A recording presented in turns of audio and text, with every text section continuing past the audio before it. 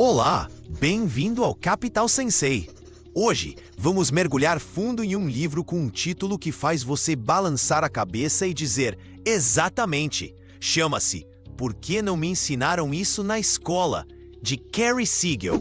Vamos desvendar os 99 princípios de finanças pessoais que ele estabeleceu para seus próprios filhos, cobrindo tudo, desde o básico absoluto de orçamento e poupança até o poder dos juros compostos, como usar o crédito com sabedoria.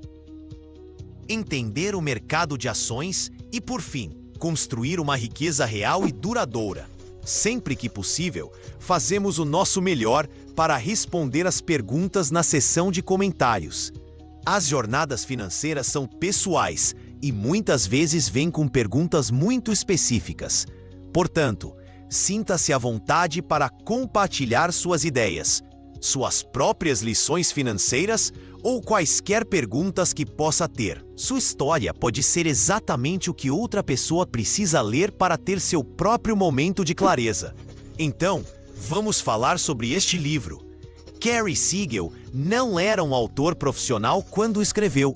Ele era um executivo de negócios aposentado que, ao se preparar para mandar seus 5 filhos para o mundo, teve uma percepção surpreendente.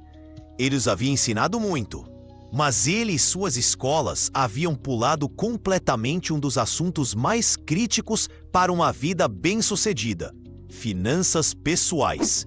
Então, ele se sentou e escreveu um pequeno guia para eles, uma coleção de tudo o que ele gostaria de ter sabido antes. Acontece que seus filhos não eram os únicos que precisavam disso. O livro é brilhante em sua simplicidade. Ele é dividido em 99 princípios fáceis de digerir. Não vamos listar todos os 99 um por um, porque isso seria como ler um dicionário. Em vez disso, vamos extrair os pilares absolutos, as grandes ideias que sustentam todo o resto. A primeira grande lição de Siegel gira em torno de um conceito que você provavelmente já ouviu falar, mas talvez nunca tenha realmente implementado: pagar a si mesmo primeiro. Pense em como você lida com suas contas. Quando a conta de luz chega, você a paga. Quando o aluguel vence, você o paga. Não há debate. Siegel argumenta que sua poupança deve ser tratada como a conta mais importante que você tem. É um pagamento não negociável para o seu eu futuro. Antes de pagar pelas compras do mercado, antes de pagar pela gasolina, antes de comprar qualquer coisa, você pega uma parte da sua renda, digamos 10 ou 15%, e a move diretamente para uma conta de poupança ou de investimentos. É a primeira transação que você faz, não a última. Essa simples mudança de mentalidade é profunda. A maioria das pessoas faz o oposto. Elas gastam seu dinheiro durante todo o mês e depois esperam que sobre algo para economizar. Isso é como comer a sobremesa primeiro e esperar que ainda haja espaço para os vegetais. Raramente funciona. Ao pagar a si mesmo primeiro, você está priorizando seu futuro financeiro. Você se força a viver com o valor restante. O que é uma estratégia muito mais eficaz para construir riqueza do que apenas depender das sobras. Agora, para fazer isso de forma eficaz, você precisa saber para onde seu dinheiro está indo. Isso nos leva à temida palavra com o orçamento. As pessoas ouvem orçamento e pensam em restrição, em planilhas, em ouvir não. Mas essa é a maneira errada de ver as coisas.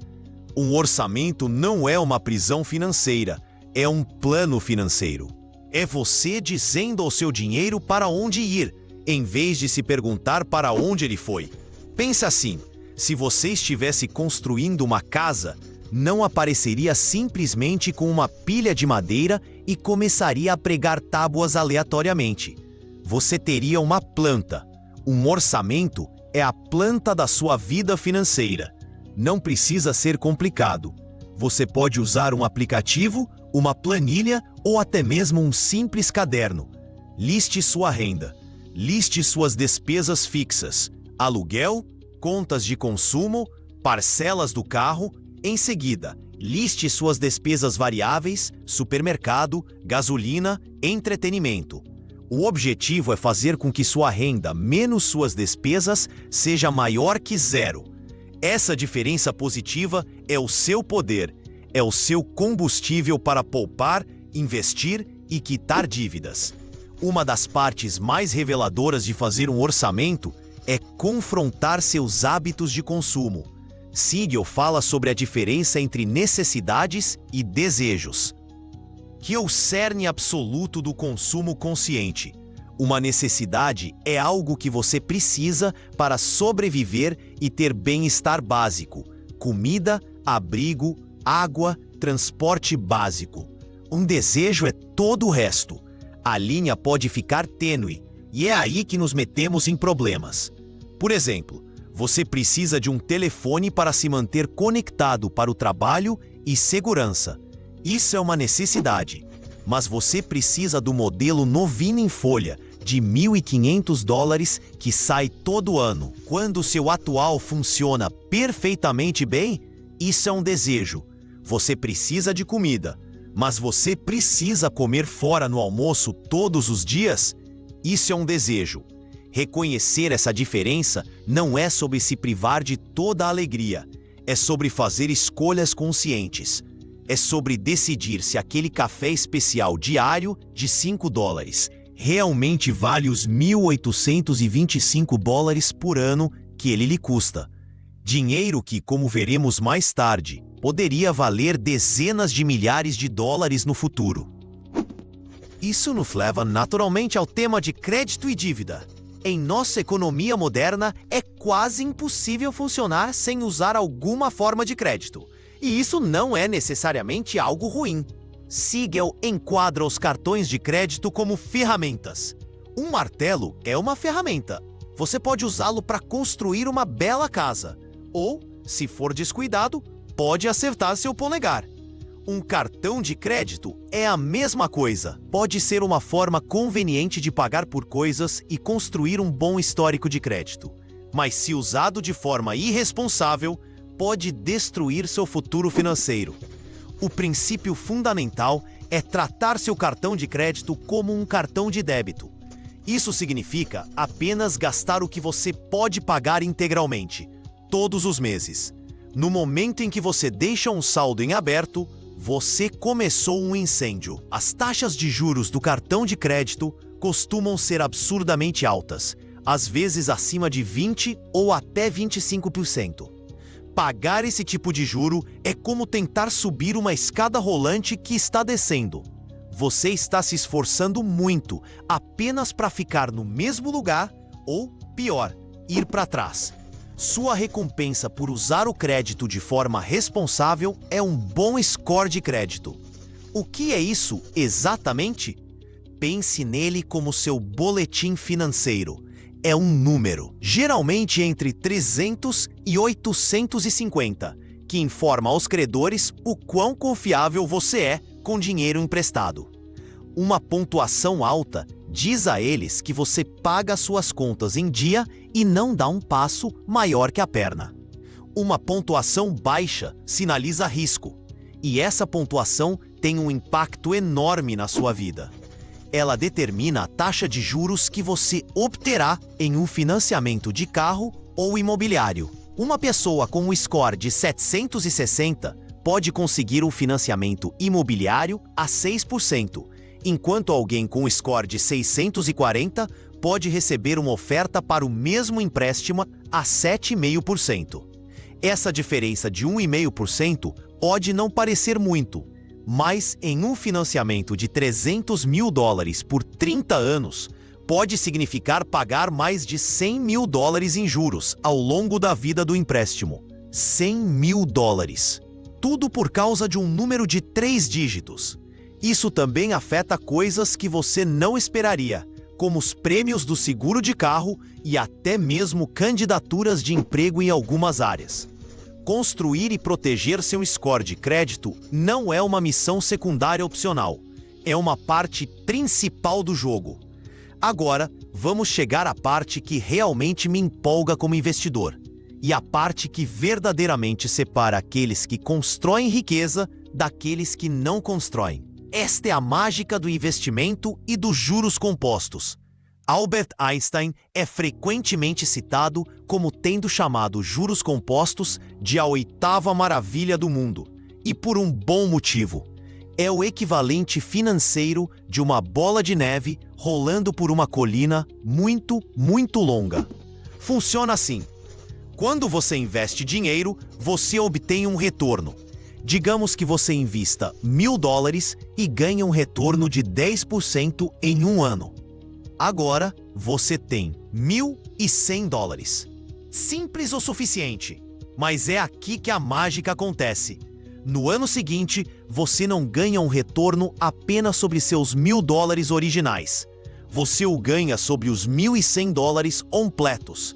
Então, seu próximo retorno de 10% é de $110, não 100. Agora você tem $1.210. Seu dinheiro está fazendo dinheiro. E então, o dinheiro que seu dinheiro fez começa a fazer seu próprio dinheiro. Isso pode parecer lento no início, mas com o tempo o efeito é explosivo. Vejamos um exemplo clássico. Imagine dois amigos, Ana e Beto. Ana começa a investir $200 por mês aos 25 anos. Ela faz isso consistentemente até os 65. Beto, por outro lado, espera até os 35 para começar. Ele também investe $200 por mês até os 65. Ambos obtêm o mesmo retorno médio anual de, digamos, 8%. Ana investiu por 40 anos, colocando um total de $96.000 de seu próprio dinheiro. Beppo investiu por 30 anos, colocando um total de $72.000. A diferença em suas contribuições é de apenas $24.000. Mas e o resultado final? Aos 65 anos, o portfólio de Beto valeria cerca de $270.000. Nada mal. Mas Ana, seu portfólio valeria mais de $620.000. Isso é uma diferença de $350.000. Aquela década extra de juros compostos mais do que dobrou sua riqueza final. O ingrediente mais poderoso na receita para a riqueza é o tempo.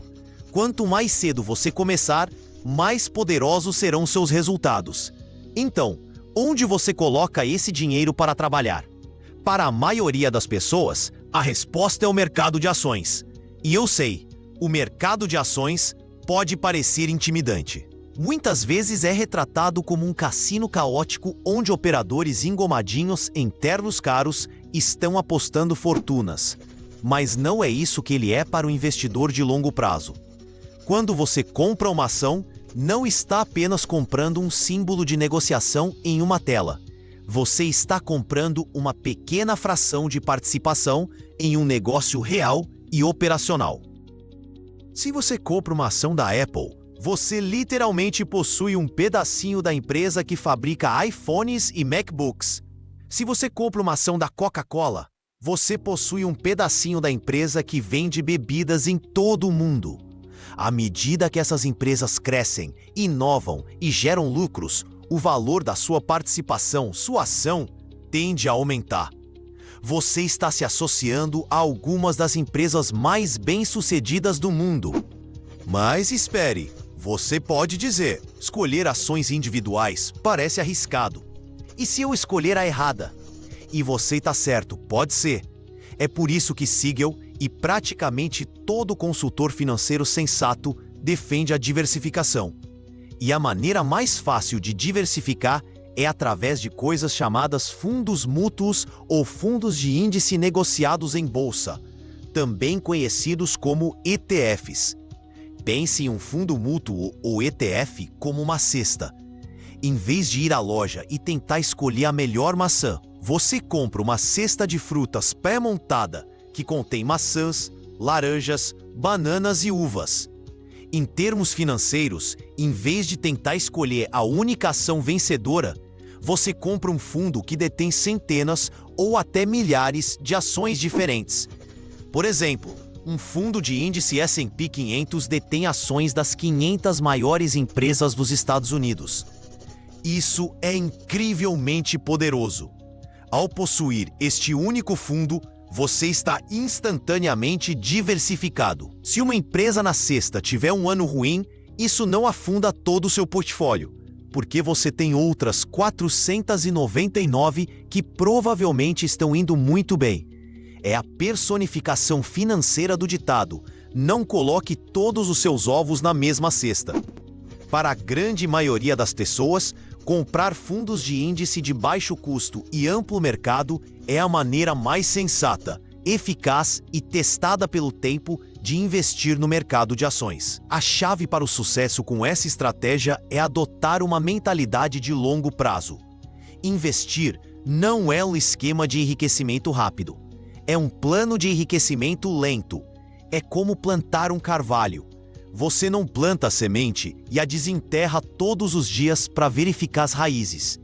Você a planta, a rega, dá-lhe luz solar e a deixa crescer por décadas. O mercado de ações é o mesmo. Haverá tempestades. Haverá temporadas em que o mercado cairá. Estes são chamados de mercados em baixa ou correções, e são uma parte normal e natural do ciclo econômico. O maior erro que os novos investidores cometem é entrar em pânico durante essas quedas. Eles veem o valor do seu portfólio cair 20% e vendem tudo, realizando suas perdas. Isso é o equivalente a pular de uma montanha russa no meio de uma descida. O investidor de sucesso entende que essas quedas são temporárias. Eles não apenas se mantêm firmes, mas continuam a investir. Por quê? Porque eles estão efetivamente comprando ações em promoção. Isso leva a uma estratégia simples, mas brilhante, chamada de aportes constantes a preço médio. Parece técnico, mas é incrivelmente simples. Significa apenas investir uma quantia fixa de dinheiro em intervalos regulares, como $200 todo mês, independentemente do que o mercado esteja fazendo. Quando o mercado está em alta, seus $200 compram menos ações. Quando o mercado está em baixa, esses mesmos $200 compram mais ações. Com o tempo, essa estratégia faz com que você compre mais quando os preços estão baixos e menos quando estão caros. Ela elimina a emoção e a adivinhação de tentar prever o mercado, o que é uma tarefa inútil que nem mesmo a maioria dos profissionais consegue fazer com sucesso. A seguir, vamos falar sobre a maior compra que a maioria das pessoas fará na vida: uma casa. O debate clássico é alugar versus comprar. Siegel aponta que não há uma única resposta certa. Depende das circunstâncias da sua vida. Alugar oferece flexibilidade. Se você receber uma oferta de emprego em outra cidade, pode simplesmente esperar o término do seu contrato e se mudar. Não há contas de reparo surpresa para um aquecedor de água quebrado. Comprar, por outro lado, é uma forma de construir patrimônio. Patrimônio é a parte do valor da casa que você realmente possui. Quando você compra uma casa com financiamento, pode ter apenas uma pequena parte de patrimônio. Mas à medida que você paga seu financiamento a cada mês, e à medida que o valor da casa, esperançosamente, se valoriza com o tempo, seu patrimônio cresce. É um plano de poupança forçada que pode se transformar em um ativo significativo a longo prazo. Se você decidir comprar, quase certamente precisará de um financiamento imobiliário. Este é um empréstimo de um banco para comprar a casa. Os dois tipos mais comuns são o financiamento de taxa fixa de 30 anos e o de taxa fixa de 15 anos. Muitas pessoas optam automaticamente pelo financiamento de 30 anos porque a parcela mensal é menor. Isso parece lógico, mas o que muitas vezes não percebem é a diferença impressionante no valor total de juros pagos. Vamos usar um exemplo. Suponha que você pegue um financiamento de $400 mil a uma taxa de juros de 6%. Com um financiamento de 30 anos, sua parcela mensal de principal e juros seria de cerca de $2.400. Ao longo de 30 anos, você pagaria de volta os $400 mil que pegou emprestado, mais $480 mil adicionais em juros. você pagaria mais em juros do que o valor original do empréstimo. Agora, vejamos um financiamento de 15 anos para o mesmo empréstimo. A parcela mensal seria maior, cerca de $3.400. Isso é cerca de $1.000 a mais por mês, o que é uma quantia significativa de dinheiro. Mas olhe para os juros. Ao longo de 15 anos, você pagaria um total de cerca de $210 mil em juros. Ao escolher a opção de 15 anos, você economizaria $270 mil em pagamentos de juros e teria sua casa quitada e livre de dívidas na metade do tempo. Se você pode arcar com a parcela mais alta, um financiamento de 15 anos é um dos movimentos mais poderosos que você pode fazer para construir riqueza. Outro tópico que as escolas definitivamente não cobrem é o seguro. A maioria das pessoas vê o seguro apenas como mais uma conta irritante. Mas é mais preciso pensar nele como uma ferramenta de gerenciamento de risco. Você está pagando uma quantia pequena e previsível de dinheiro para se proteger de uma perda financeira grande, imprevisível e potencialmente catastrófica. É uma rede de segurança. Pense nisso. Você não quer que sua casa pegue fogo, mas se isso acontecer, o seguro residencial impede que você seja completamente aniquilado financeiramente. Você não planeja sofrer um acidente de carro, mas se sofrer, o seguro de automóvel cobre os custos massivos de reparos e despesas médicas. O seguro de saúde é talvez o mais crítico em países como os Estados Unidos, onde um único evento médico grave pode levar a centenas de milhares de dólares em contas, e é uma das principais causas de falência. Você paga pelo seguro esperando nunca ter que usá-lo, mas sabendo que se o pior acontecer, você tem um escudo. Finalmente, siga o Amarra Tudo com lições sobre mentalidade e hábitos financeiros. Esta é indiscutivelmente a parte mais importante, porque sem a mentalidade certa, nenhuma das táticas que discutimos vai se manter. A base absoluta de tudo isso é o princípio de viver com menos do que você ganha. Isso não significa ser pão duro ou mesquinho. Significa simplesmente garantir que seu estilo de vida custe menos que sua renda. Você deve criar uma lacuna entre o que você ganha e o que você gasta. Essa lacuna é tudo. É a sua poupança, são os seus investimentos, é a sua liberdade. Quanto maior essa lacuna, mais rápido você pode alcançar seus objetivos financeiros.